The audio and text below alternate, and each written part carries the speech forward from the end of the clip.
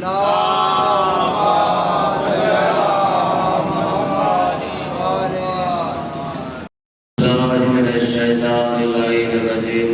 اللہ الرحمن الرحیم الحمدللہ الذی ہدانا لہذا وما كنا لنهتدي لولا ان هدانا الله لقد جاءت رسل ربنا بالحق الصلاة والسلام على تحیۃ والاکرام محبوب المشرقین والمغربین جد الحسن والحسین ابی الزہراء ابی القاسم محمد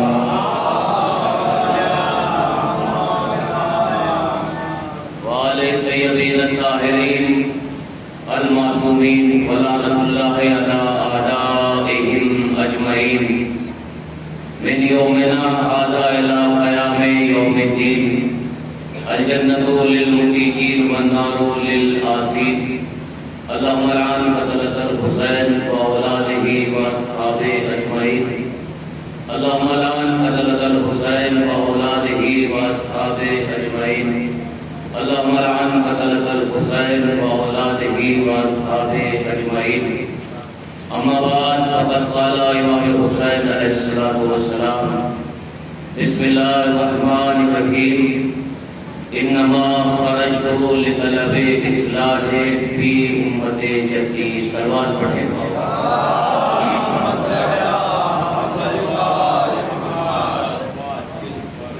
محترم و مکرم سامعین وفاداران سید الشہداء محبان حیدر کرار دعائے بی بی فاطمہ الزہرا سلام اللہ علیہا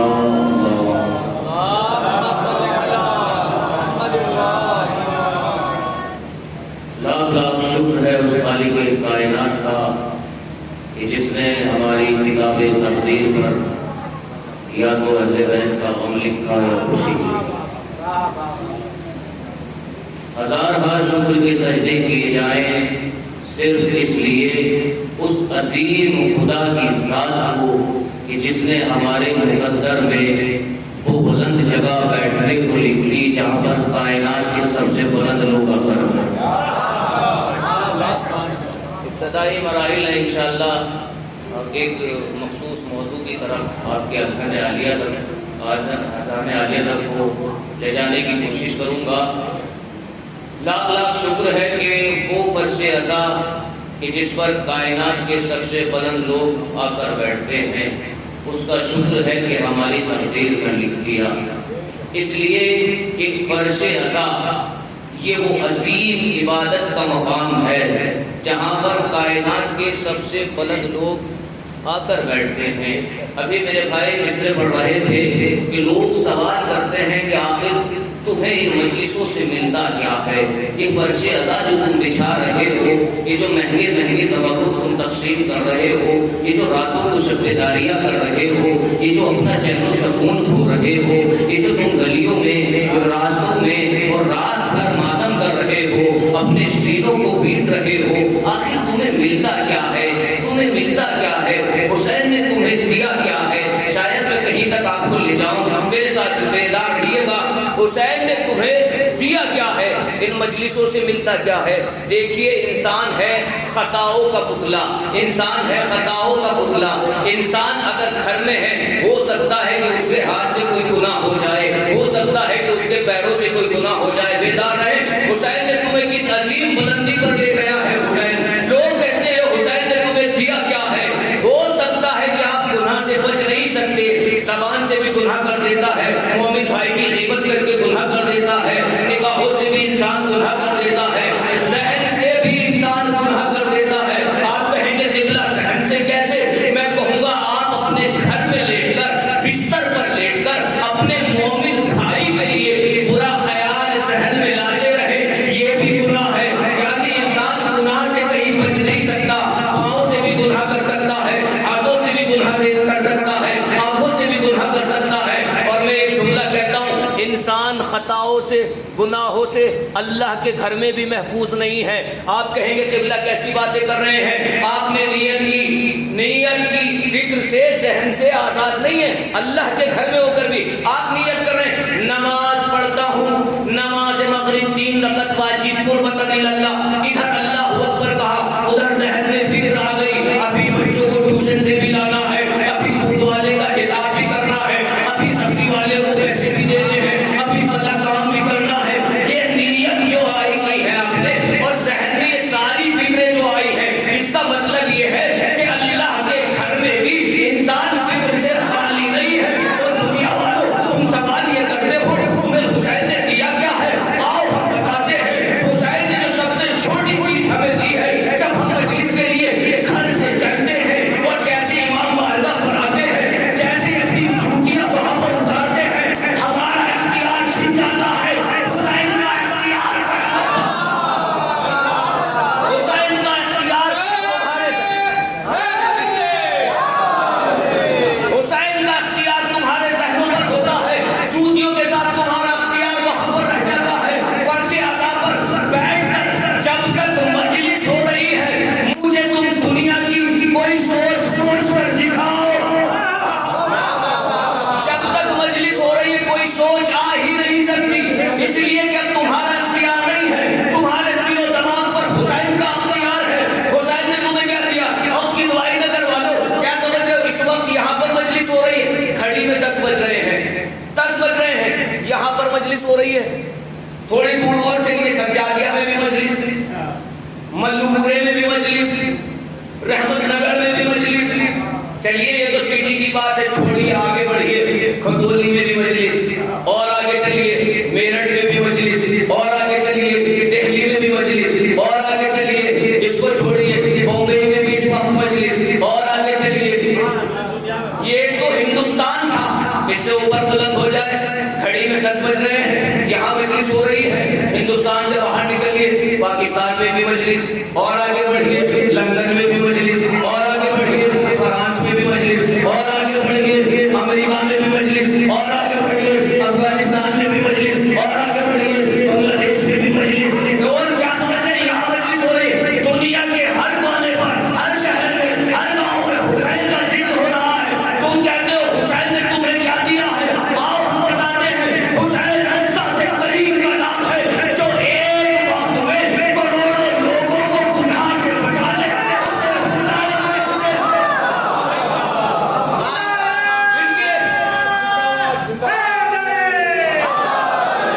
جو ایک وقت میں کروڑوں لوگوں کو گناہ سے بچا لے، اسے حسین کہتے ہیں۔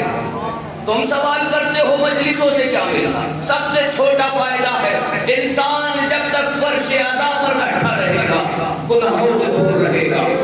حسین نے ہمیں وہ مرتبہ دیا ہے، جب ہم گھر سے چلتے ہیں تو ہمارے قدم اس عبادت کی طرف جا رہے ہیں جہاں پر جنت والے آ کر بیٹھتے ہیں۔ ہماری زبان جب تک فرش عزا پر بیٹھے ہیں، ہماری زبان سے اللہ کی تسبیح ہوتی ہے۔ نہ جانے خطیب جب مجلس پڑھتا ہے ایک زبان سے نہ جانے کتنی مرتبہ سبحان اللہ سبحان اللہ سلوات پڑھے محمد اللہ۔ یہ ذکر حسین کا، یہ ہے حسین کی کریمی۔ حسین نے تمہیں گناہوں کی دلدل سے اٹھایا، عبادت کی معراج پر لا کر بٹھا دیا۔ یہ فرش اعلیٰ جنت سے بھی بلند مقام ہے۔ آپ کہیں گے قبلہ جنت سے بلند، مجھے انصاف سے بتاؤ جنت کی آغوش میں صرف کتنے معصوم ہیں، کتنے معصوم ہیں؟ جنت کی آغوش میں ابھی صرف 13 معصوم ہیں۔ فرش اعلیٰ جنت سے بلند مقام کا نام ہے، اس لیے کہ جب ہم نے حسین کا فرش اعلیٰ بچھایا 13 جنت سے آتے ہیں، ایک بندہ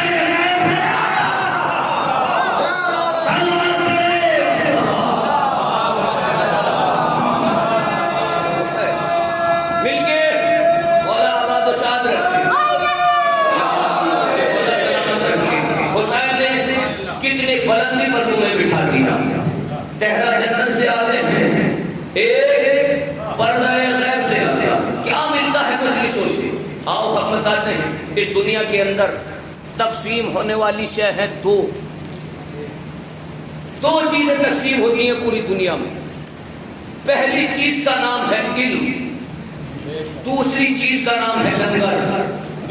علماء تشریف فرما ہے، تائید کریں گے میری بات کی. پہلی چیز کا نام ہے علم، دوسری شے کا نام ہے لنگر.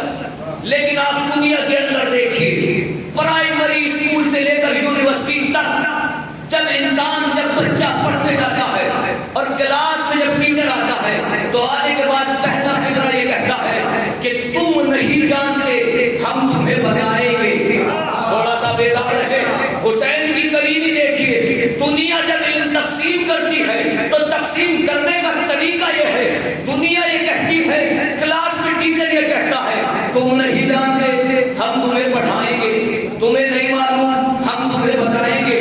اس فکرے کا مطلب یہ ہے کہ جہالت کا اقرار پہلے لیا، تم نہیں جانتے ہم تمہیں بتائیں گے. جہالت کا اقرار پہلے لیا، علم بعد میں دیا. یہ ہے دنیا کا طریقہ.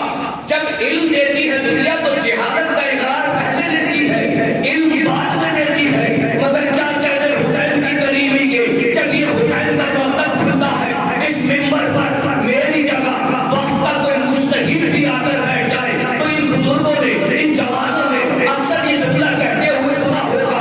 ہر عالم دین، ہر ذاکر یہ کہتا ہے کہ تم مجھ سے بہتر جانتے ہو، اپنا سبق سنایا، تم مجھ سے بہتر جانتے ہو، میں تو تمہیں اپنا سبق سنا رہا ہوں. یہ حسین کی کریمی ہے کہ کوئی بڑے سے بڑا عالم بھی خود کو عالم نہیں بتاتا. اس لیے نہیں بتاتا کیونکہ مجمع میں سارے پڑھے لکھے نہیں ہوتے. ہائے ہائے ہائے ہائے، مجمع میں سارے پڑھے لکھے نہیں ہوتے. اس کا مطلب یہ ہے کہ تاکہ انہیں علم لیتے ہوئے شرمندگی محسوس نہ ہو. کیا کریمی ہے میرے حسین کی، تاکہ علم لیتے ہوئے شرمندگی محسوس نہ ہو. دوسری شے کیا ہے؟ لنگر. جب لنگر دنیا تقسیم کرتی ہے تو مسجدوں میں بھی اعلان ہوتا ہے کل جمعرات ہے، اللہ نام کا بانٹا جائے گا، جو غریب ہے آ کر لے لے. کل غریبوں میں کھانا تقسیم ہوگا. اس کا مطلب کیا ہے کہ پہلے غربت کا اقرار لیا، بعد میں لنگر دیا. یہ دنیا کے بانٹنے کا طریقہ ہے. کروڑوں سلام کرو آقا حسین کو جس نے دونوں شہر کی علم بھی بانٹا، لنگر بھی بانٹا. مگر عزت کے ساتھ علم بانٹا، وہ بھی عزت کے ساتھ، لنگر بانٹا، وہ بھی عزت کے ساتھ. ابھی دیکھ لینا مجلس کے بعد جب لنگر تقسیم ہوگا، امیر بھی جھولی پھیلائے کھڑا ہے، غریب بھی جھولی پھیلا، امیر بھی جھولی پھیلا.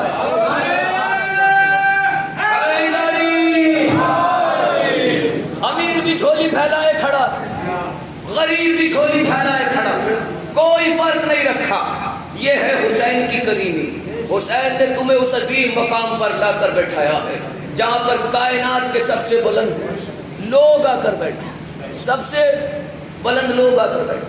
یہ فرش اعلیٰ جنت سے بھی اعلیٰ مقام کا نام، بلند مقام کا نام. لوگ کہتے ہیں فرش اعلیٰ اتنی عظمتوں والی جگہ. میں نے کہا یہ فرش اعلیٰ جنت سے بھی بلند مقام کا نام. اللہ کا رسول مسجد نبوی میں خطبہ دے رہا ہے اور لوگوں کو بشارت جنت بانٹ رہا ہے. میرا نبی کہ مسجد کے کونے سے سلمان فارسی 200 برس کا صحابی اٹھا، در سیدہ پر پہنچا، در سیدہ پر پہنچا اور جانے کے بعد دخل بات کیا. اندر سے آواز آئی، سلمان بھائی کیوں آئے ہو؟ اللہ اکبر. آپ نے غور ہی نہیں کیا. جب آپ کے دروازے پر کوئی دخل بات کرتا ہے تو آپ یہ پوچھتے ہیں کون ہے؟ شہزادی کی کنیز نے یہ نہیں پوچھا بلکہ یہ کہا سلمان بھائی کیوں آئے ہو؟ فرشتہ کو کیسے معلوم تھا کہ سلمان آیا ہے؟ میں نے کہا بھیا پریشان ہونے کی بات نہیں ہے. فرشتہ درے بطول پر رہتی ہے اور فرشتہ گھر میں رہنے کے بعد اتنا اختیار رکھتی ہے کہ فرشتہ حجابوں کے باہر بھی دیکھ لیتی ہے. فرشتہ عرش کے اس پار بھی دیکھ لیتی ہے. یہ شہزادی کی کنیز. سلمان بھائی کیوں آئے ہو؟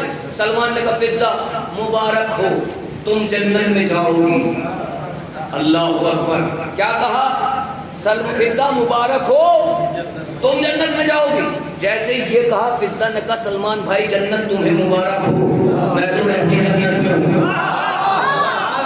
سلمان بھائی جنت تمہیں مبارک, میں تو رہتی جنت میں ہوں. فضا جنت میں رہتی ہو, تم کیسے جنت میں رہتی ہو؟ کہ سلمان میرے بھائی دیکھو, جہاں پر ساقی کوثر, جہاں پر مالک جنت, جہاں پر جنت کے شہزادے, جہاں پر جنت کے سردار, ایک مرتبہ ایسے اشارہ کیا فضا نے, سلمان جہاں پر یہ بستے ہیں اسی کا نام جنت ہے. جہاں پر یہ بستے ہیں اسی کا نام جنت ہے. تو یہ تو ثابت ہو گیا نا, جہاں پر یہ ہوتے ہیں اسی کا نام جنت ہے. یہ فرش اعلیٰ جنت سے بھی بلند ہے. جہاں پر یہ رہتے ہیں اسی گھر کا نام جنت ہے, اسی جگہ کا نام جنت ہے. یہ اگر کسی گھر میں آ جائے تو وہ گھر جنت, یہ فرش اعلیٰ پر آ جائے تو فرش اعلیٰ جنت, اگر یہ کسی کے دل میں آ جائے اس کا دل جنت. سلمان پڑھے محمد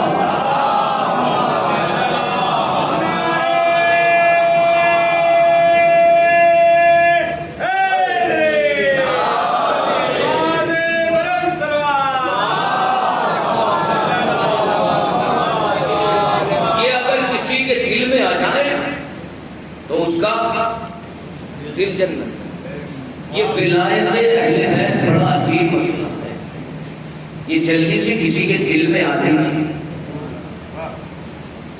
یہ جلدی سے کسی کے دل میں آتی نہیں, اس لیے کہ یہ ناطق قرآن ہے, یہ ناطق قرآن ہے. اور قرآن کیا ہے؟ قرآن ہے پاک, نجس جزدان میں نہیں آ سکتا. نجس جزدان میں نہیں آ سکتا. علی بھی ہے پاک, نجس نسلوں میں نہیں آ سکتا. علی بھی نجس نسلوں میں نہیں آتا. جناب سلمان فارسی اور جناب فضا دو کردار تاریخ کے ایسے ہیں جن میں آج تک کوئی فیصلہ نہیں کر پایا دونوں میں افضل کون ہے. فیصلہ ہم بھی نہیں کر سکتے. میں تو در اہل بیت کا سب سے چھوٹا نوکر ہوں, در اہل بیت کا سب سے چھوٹا نوکر. میں ذاکر بھی نہیں کہتا, اس لیے میں خود کو ذاکر نہیں کہتا, اس لیے کہ اہل بیت اس عظیم ہستی کا نام ہے جن کا ذاکر اللہ ہے. اور شاید یہ جملہ پہنچ جاتا, وہ اللہ جو قرآن میں اہل بیت کا ذکر کر رہا, ہم ان کے ذاکر نہیں, ہم ان کے نوکر ہیں, سب سے چھوٹا نوکر. کوئی فیصلہ نہیں کر پایا کہ کون افضل ہے. ایک روز دونوں میں بحث و مباحث ہو رہے تھے. جناب سلمان نے فخر کی منزل میں آ کے کہا, فضا نبی نے مجھے کہا ہے السلمان منا اہل بیت, سلمان میرے اہل بیت میں سے ہے. یہ دیکھا شہزادی کی کنیز نے, اور دیکھنے کے بعد کہا سلمان بھائی زیادہ خوش ہونے کی بات نہیں ہے, زیادہ خوش ہونے کی بات نہیں ہے. ابھی تم کھڑے کے کھڑے رہ جاؤ گے, میں تم سے پہلے جنت میں جاؤں گی. جیسے یہ سنا سلمان نے فضا کو دیکھا, فضا نبی نے کہا ہے سلمان میرے اہل بیت میں سے ہے اور تم کہہ رہی ہو مجھ سے پہلے جنت میں جاؤ گی. فضا نے کہا سلمان بھائی ناراض نہ ہونا, ایک بات بتاؤں. کہا بتائیے فضا. کہا سلمان میں علی سے پہلے جنت میں جاؤں گی. یہ کہنا تھا کہ سلمان ایک قدم پیچھے ہٹے. اب فضا خاموش ہو جاؤ, بات مجھ تک تو ٹھیک تھی, مگر یہ کیا کہہ رہی ہو ساقی کوثر علی سے پہلے جنت میں جاؤ گی. فضا نے کہا سلمان بھائی آواز نیچی رکھو, کوئی کمزرف نہ سن لے, کوئی کمزرف نہ سن لے. میں حسنین سے پہلے جنت میں جاؤں گی. فضا کیا ہو گیا؟ سلمان پریشان ہو گئے. فضا کیسی باتیں کرنے لگی ہو, چلو مجھ سے پہلے ٹھیک ہے, مگر مالک جنت جو جنت کے سردار ہیں ان سے پہلے جنت میں جاؤ گی. فضا نے کہا سلمان بھائی میں ان سے پہلے جنت میں جاؤں گا. اب سلمان کو اور غصہ ہے, فضا کیسی باتیں کر رہی ہو, بات مجھ تک تو ٹھیک تھی, تم مالک جنت مالکین جنت سے پہلے جنت میں جاؤ گی. بس سلمان بھائی ناراض ہونے والی بات نہیں, میں رسول سے پہلے جنت میں جاؤں گی. پر جیسے فضا نے کہا, اب پریشانی کے عالم میں تلے سیدہ کو چھوڑا سلمان نے, پہنچا مسجد نبوی کے دروازے پر. میرے نبی نے دور سے سلمان کو آتے ہوئے دیکھا, میرے نبی کی نگاہ پڑی سلمان کے چہرے پر, ایک جملہ نکلا, قد غیرتک فضا, تجھے فضا نے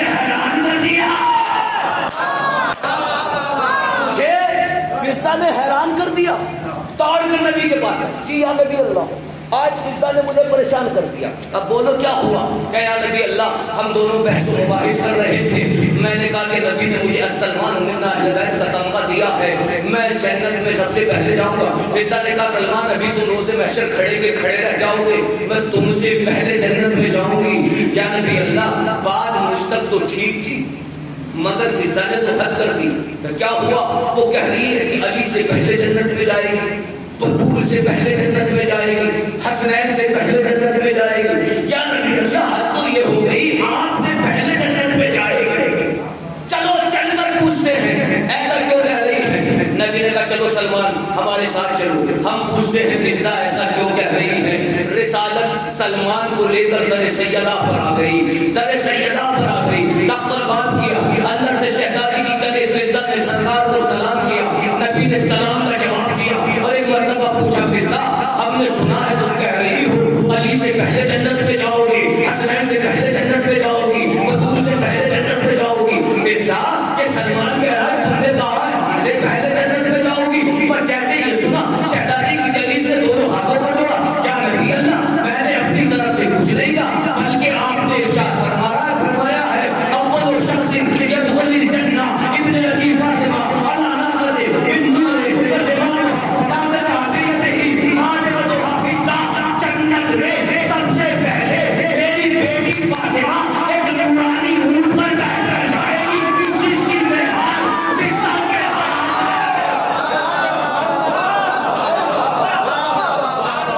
جس کی مہار فضا کے ہاتھ میں.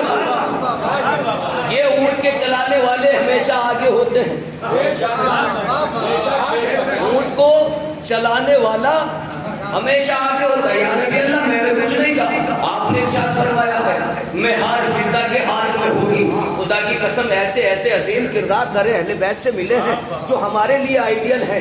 کسی ایک کو اٹھا کر اپنی زندگی اس کے نقش قدم پر گزار دو, اہل بیت کے سچے عاشق بن جاؤ. در اہل بیت پر ایک سے ایک کردار.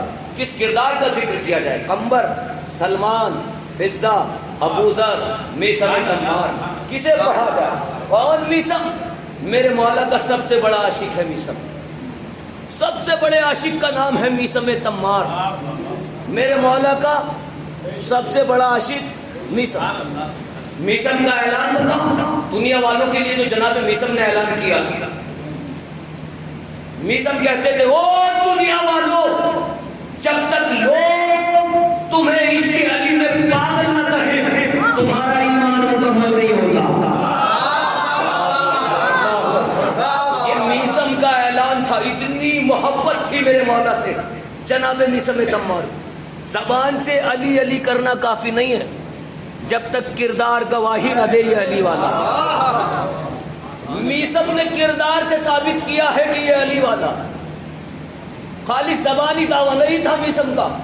مولا کا سب سے بڑا عاشق ہے میثم تمار. تمار, تمر کہتے ہیں عربی میں کھجور کو, تمار کھجور کے بیچنے والا, اسی لیے ان کا یہ لقب تھا میثم تمار. کھجور بیچا کرتے تھے. کہاں؟ مسجد کوفہ کے باہر ایک چھوٹی سی دکان تھی جناب میثم تمار کی. عرب کی گرمی اور کھجور کا چھوٹا سا کاروبار مسجد کوفہ کے پاس. میثم اسی پر گزارا کر رہے تھے اور دنیا کو ایک درس دے رہے تھے کہ دیکھو کاروبار چھوٹا صحیح مگر حلال ہونا چاہیے. اگر علی کی محبت کا دم بھر رہے ہو تو کاروبار چھوٹا صحیح مگر حلال ہو. کھجورے بیچ رہے تھے, عرب کی گرمی ہے, میثم دکان پر ہے. میرے مولا کا گزر ہوا, میرے مولا نے میثم کو دیکھا, میثم کھجورے بیچ رہا اتنی گرمی میں. اب یہ علی کا کردار ہے. علی میثم کے قریب گئے, میرے مولا کو سلام کیا میثم نے. میرے مولا نے سلام کا جواب دی اور دینے کے بعد ایک جملہ کہا, میثم تم گھر جاؤ, تمہاری کھجوریں میں بیچ رہا ہوں. شاید یہ جملہ پہنچ گیا ہوگا. خدا کی قسم رہتی دنیا تک علی نے محسوس کیا ہے. کیا کہا میثم تم گھر جاؤ, تمہاری کھجوریں میں بیچتا ہوں. نہ جانے آج زمانہ کتنی پستی میں چلا گیا. किसी के पास चंद पैसे हो जाएं, किसी गरीब के पास बैठना पसंद नहीं कर रहा, किसी गरीब को पास बैठाना पसंद नहीं करता, अपनी औकात भूल जाता है, समझता है मैं अमीर हूँ। मुझे इंसाफ से बताओ, कायनात में मेरे मौला से कोई अमीर है? कोई है जो अली से ज्यादा अमीर हो? अली कह रहे मीसम तुम घर जाओ, तुम्हारी खजूरें मैं बेचता हूँ। ये है अली का किरदार। अब मीसम ने हुक्म इमाम को सुना, इमाम का हुक्म है, फौरन दुकान को छोड़ा और इताअत इमाम में घर पहुंचे। पहला कदम मीसम का घर में आया। मीसम को ख्याल आया, मीसम तू छांव में बैठा रहे, किबरिया का जिस्म धूप में रहे। इतना मीसम ने सोचा कि तू छांव में रहेगा, अली धूप में रहेंगे। फौरन घर को छोड़ा, क्योंकि हुक्म की तामील हो चुकी थी। हुक्म इमाम था घर जाओ, घर पहुंचे फौरन वापस। अब यहाँ से सुन लीजिए जाकर, अब जो मीसम दुकान पर आए हैं ना, अब मीसम ने देखा कि मंजर बदल गया। अब मौला के सामने एक साहिल झोली फैलाए खड़ा है और कह रहा है या अली, अल्लाह के नाम पे कुछ दे दो। अल्लाह अकबर, या अली अल्लाह के नाम पे कुछ दे दो। उसने लफ्ज़ कुछ कहा, मेरे मौला ने टोकरी उठाई, उसकी झोली में उलट दी। अली की सखावत में लाखों सलाम। उसने लफ्ज़ कुछ कहा, मौला ने सारी खजूरें उसकी झोली में उलट दी। जैसे ही मौला ने खजूरें उसकी झोली में उलट दी, मीसम खड़ा हुआ देख रहा था। मेरे मौला ने मीसम के चेहरे को देखा, मुस्कुराए। मीसम ने मौला के चेहरे को देखा, मुस्कुराया। मेरे मौला ने इशारा किया, मीसम उदनु मिन्नी, मेरे करीब आ जा। दौड़कर मीसम अली के करीब आया। जी या मौला, क्यों बुलाया है? मौला ने कहा मीसम ये बताओ तुम क्यों मुस्कुराए हो?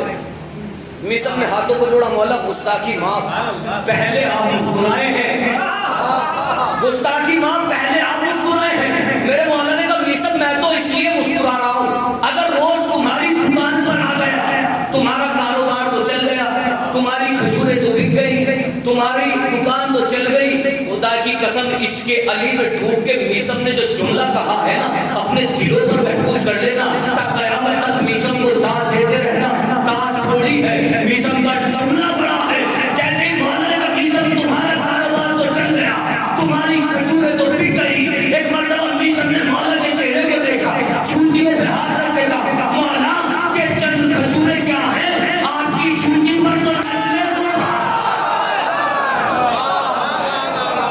आपकी छूटी पर नस्ले कुर्बान।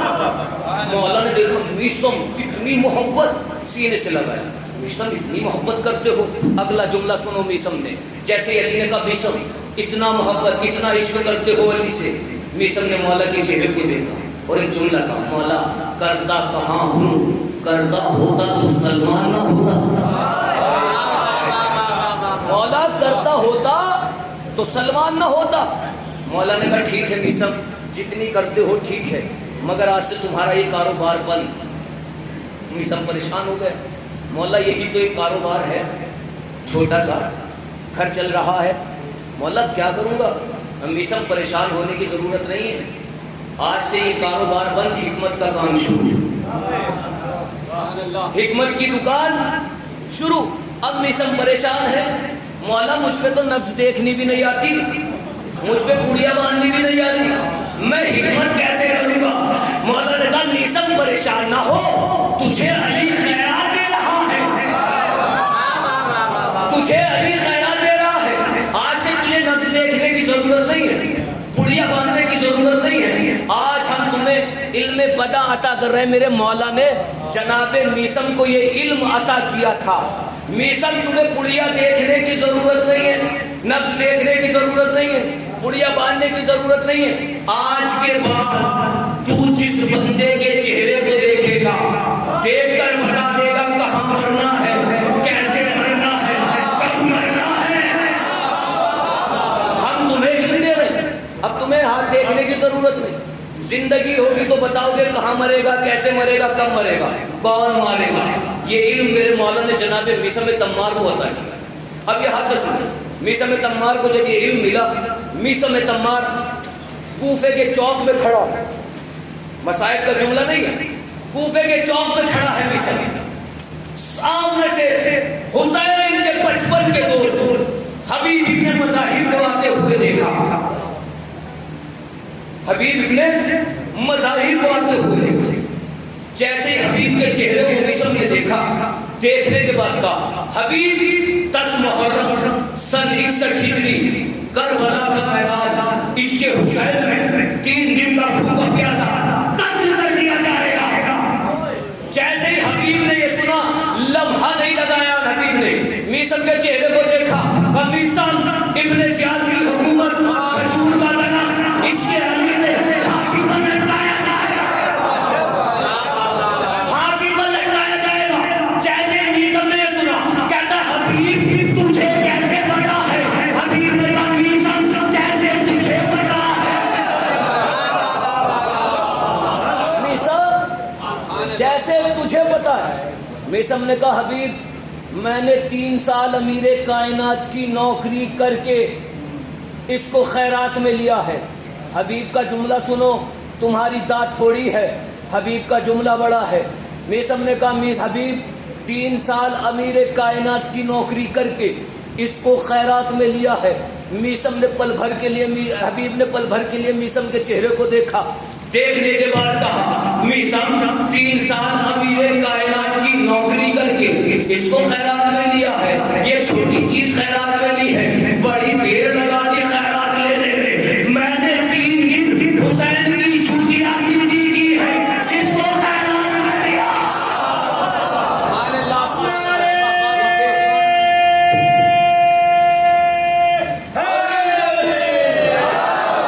سلامت رکھے، میں نے 3 دن حسین کی جھوٹی سیدھی کی، اس کو خیرات میں لیا۔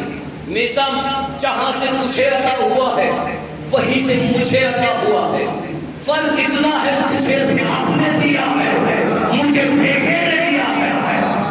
دروازہ ایک ہے، یہ کریموں کا در ہے، یہاں سے ہر کسی کو عطا ہوتا ہے، لیکن شرط ہے کہ معرفت اہل بیت کے ساتھ آؤ۔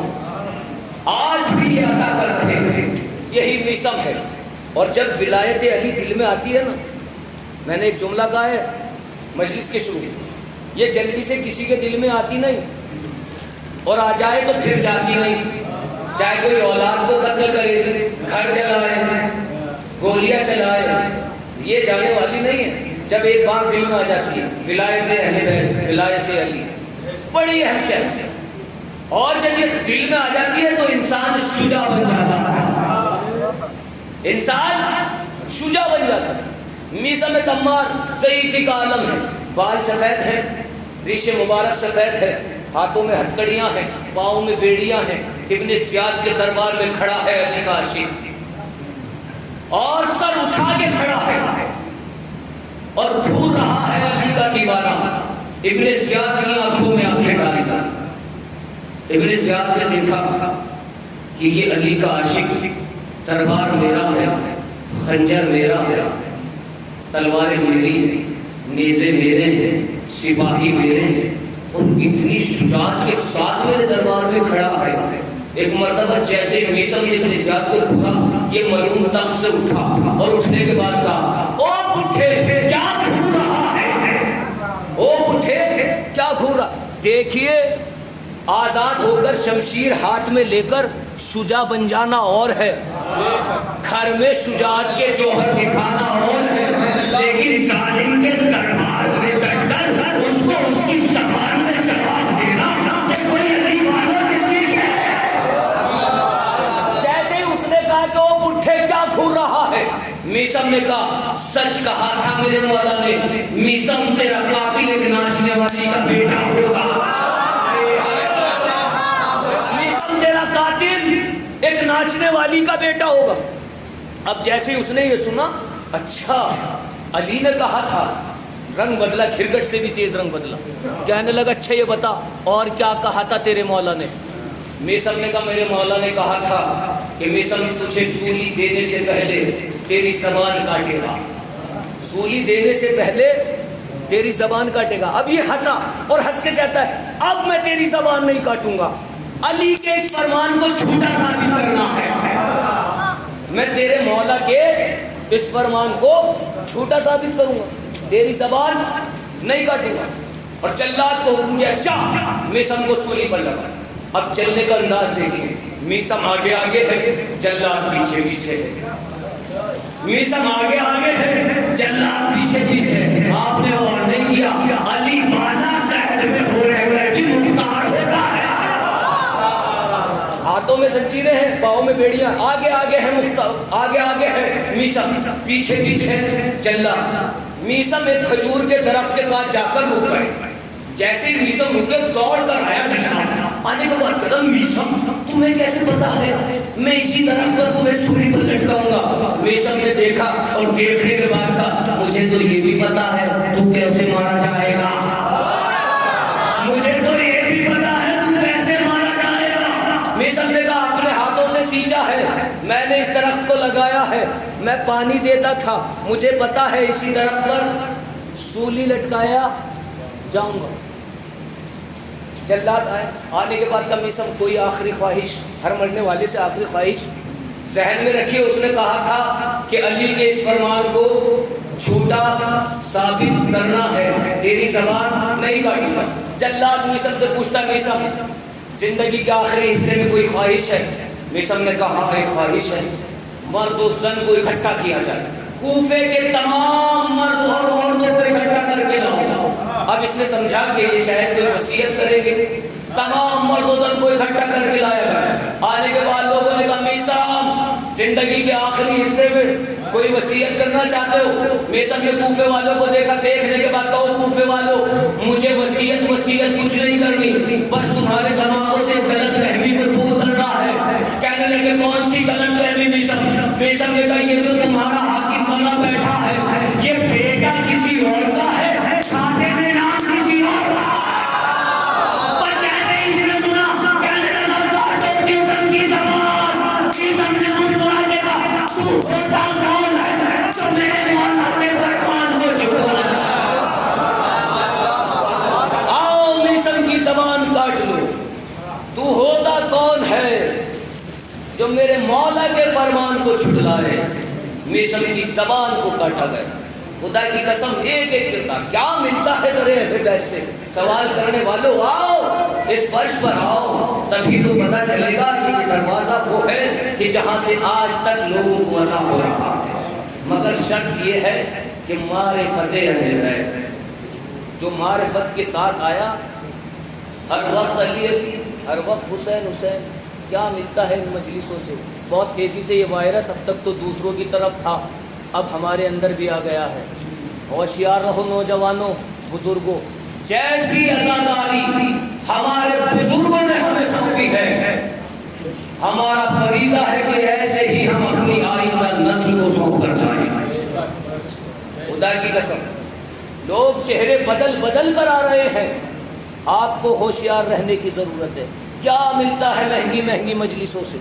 کیا ملتا ہے مہنگی تقریروں سے؟ کیا ملتا ہے ہر وقت یا علی یا حسین کہنے سے؟ لوگ پریشان ہیں تمہارے یا علی یا حسین کہنے سے۔ جناب سلمان،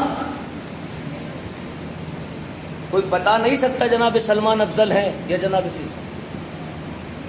لوگ مولا کے پاس آئے یا علی ہم نے سنا ہے آپ مردہ زندہ کر دیتے ہیں، فضیلت سنو جناب سلمان، آخری بات ہے اور رکھتے مسائل۔ یا علی ہم نے سنا ہے آپ مردہ زندہ کر دیتے ہیں۔ ان کی پریشانی تو یہ تھی کہ علی مردے کو زندہ کرتا ہے، وہ تو اسی بات سے پریشان تھے اور حیرت میں اور پریشانی میں آئے تھے علی کے بعد آپ مردہ۔ مولا نے ان کی پریشانی دگنی کر دی، اچھا اتنا کام تو سلمان بھی کر دیتا ہے، جو علی سے پریشان ہو کے علی مردہ زندہ کر دیتا ہے اور ان کو یہ بات پتہ چل جائے کہ یہ کام تو سلمان کر دے گا، تب پریشانی کی عالم تو آپ سمجھ سکتے کیا ہوگا، دگنی پریشانی۔ اب علی کو چھوڑ دیا، چھوڑو علی کو، سلمان کو پکڑ لو، کیونکہ یہ بہت ضدی قسم کے لوگ تھے، جب تک پریکٹیکل کرا کے نہ دیکھ لے مانتے نہیں تھے۔ جناب سلمان کی تلاش میں لگ گئے، سلمان ہے کہاں؟ ایک صحرا میں پہنچے، دیکھا سلمان عبادت الہی میں مشغول ہے، پیچھے جا کے کھڑے ہو گئے۔ سلمان نے نماز سے سلام کو پھیرا، فوراً کہا یا سلمان آج تو عجیب بات ہو گئی۔ سلمان نے کہا کون سی عجیب بات؟ کہا ہم مولا کے پاس گئے تھے، ہم نے کہا یا علی آپ مردہ زندہ کر دیتے ہیں۔ سلمان نے کہا تو اس میں کون سی پریشان ہونے والی بات ہے؟ وہ مظہر الہی ہے، وہ معجز نما ہے، ہے وہ مختار کائنات ہے، وہ زندہ کر دے گا۔ کہا سلمان پریشانی یہ نہیں علی زندہ کر دیتا ہے، پریشانی تو یہ ہے علی نے کہا ہے سلمان زندہ کر دیتا ہے۔ اتنا کام تو سلمان کر دیتا ہے۔ کہنے لگا اب یہ سلمان کا ایمان تھا، ایمان کہا میرے مولا نے کہا ہے تو ہو جائے گا، مولا نے کہا ہے تو ہو جائے گا۔ کہنے لگے سلمان تو پھر کر کے دکھاؤ، ہر وقت یا علی یا حسین کہتے ہو نا سنو، سلمان کر کے دکھاؤ۔ ہاتھ پکڑا ایک قبرستان میں لے گئے جناب سلمان، ایک پرانی سی قبر کو سیدھا سیدھا سرحد میں کھڑا کر دیا، سلمان اس مردے کو زندہ کر کے دکھاؤ۔ سلمان نے قبر کو دیکھا اور حکم دیا اے قبر میں سونے والے، میرا مولا علی کہتا ہے سلمان مردہ زندہ کر دے گا۔ سلمان کہہ رہا ہے کھڑا ہو جا۔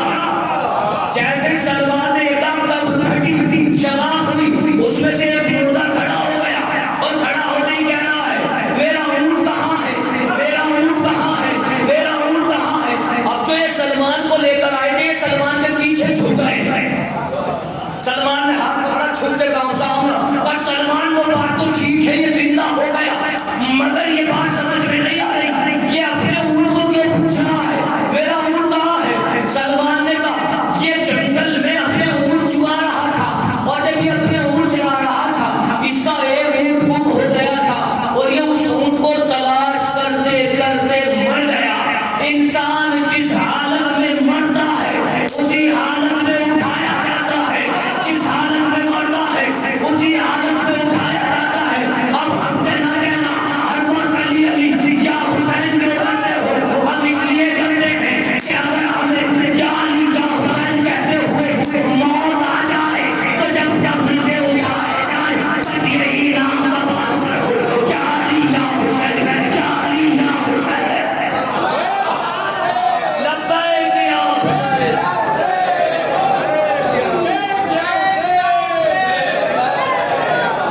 علی یا حسین، لبیک یا حسین۔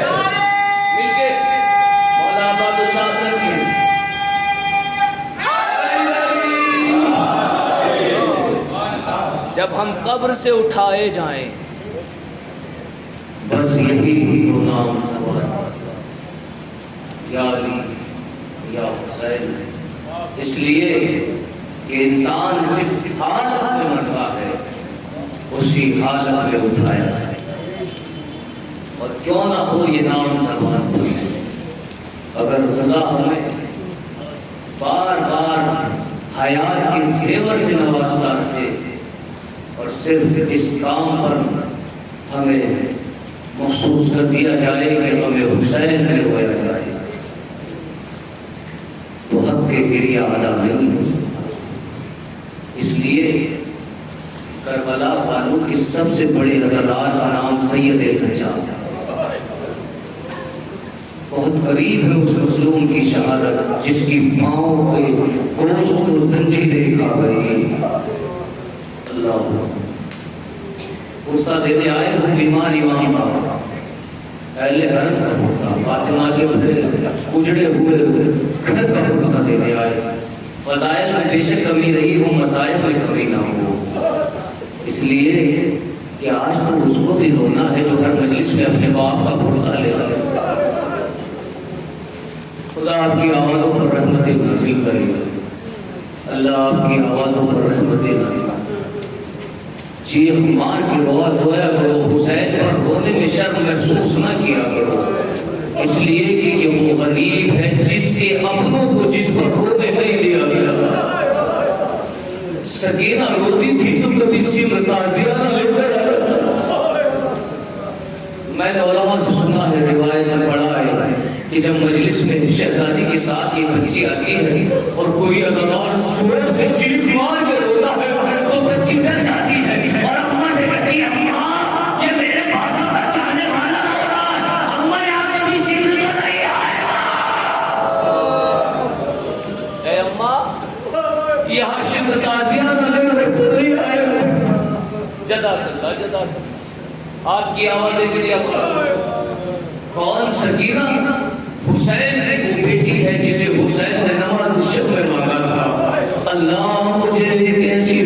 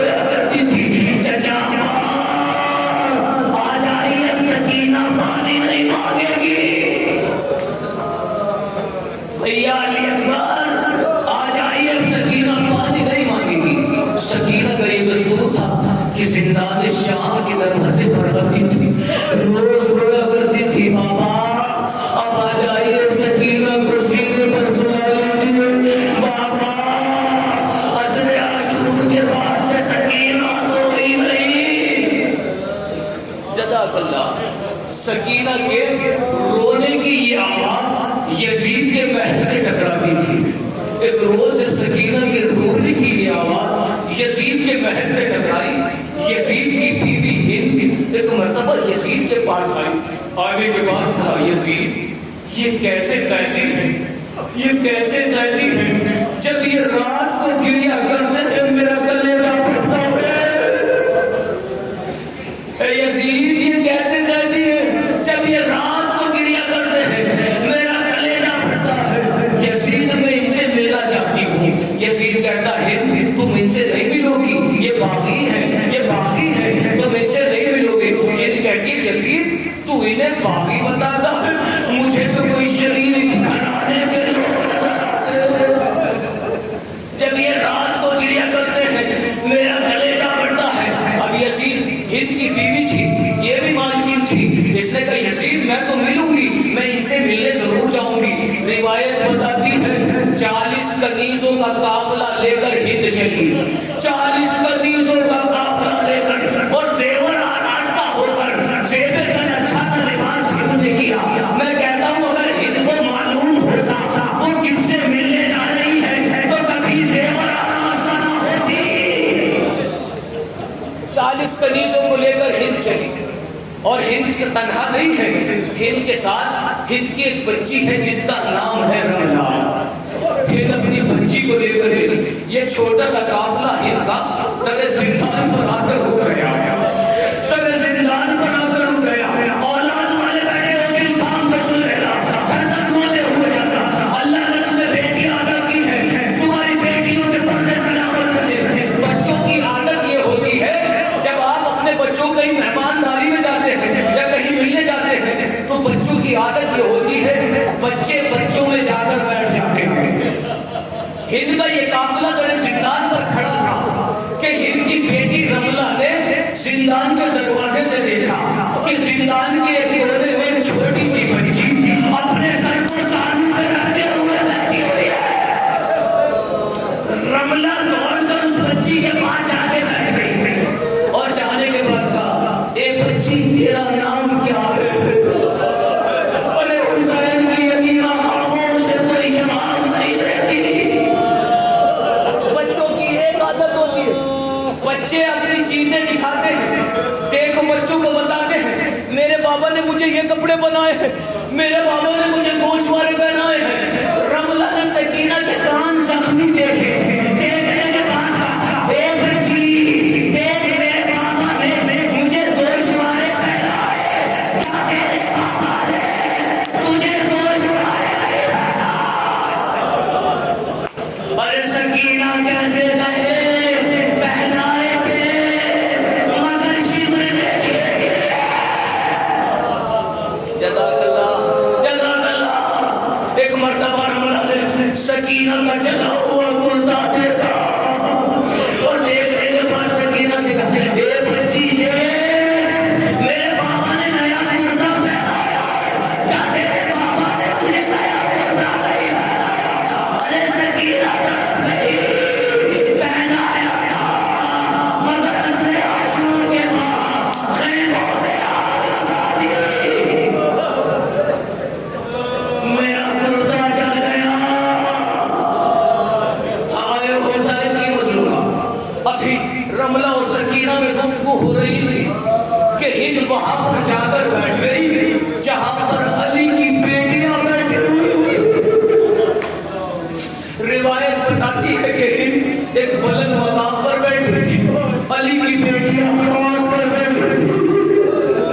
ہند کہتی ہے اے بیویو تمہارا نام کیا ہے؟ علی کی بیٹی خاموش ہے, کوئی جواب نہیں. ہند کہتی ہے بیوی میں تم سے نام معلوم کر رہی ہوں, اپنا نام بتاؤ, تم ہو کون؟ لیکن علی کی بیٹی خاموش ہے, کوئی جواب نہیں. ہند کہتی ہے اچھا بیوی اپنا نام نہیں بتاتی, بس اتنا بتا دو کہاں کے رہنے والے ہو, بس اتنا بتا دو کہاں کے رہنے والے ہو. ایک مرتبہ میری شہزادی نے کہا ہم مدینے کے رہنے والے ہیں. مدینے کا نام سنا ہند کہاں گئی, کرسی کو چھوڑا کھڑی ہو گئی. اے بیوی مدینے کے رہنے والی ہو, بس اتنا بتا دو مدینے میں کس محلے کی رہنے والی ہو. میری شہزادی نے کہا اے ہند ہم مدینے میں محلے بنی ہاشم کے رہنے والے ہیں. محلے بنی ہاشم کا نام